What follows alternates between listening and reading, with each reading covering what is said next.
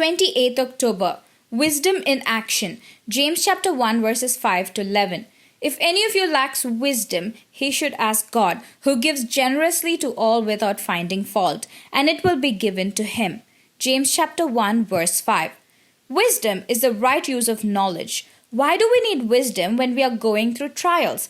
Why not ask for strength or grace or even deliverance? For this reason, we need wisdom so we will not waste the opportunities God is giving us to mature. Wisdom helps us understand how to use these circumstances for our good and God's glory.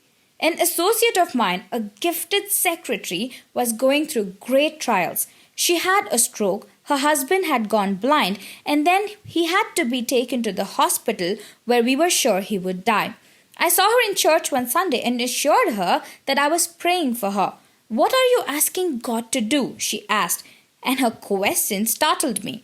"I'm asking God to help you and strengthen you," I replied.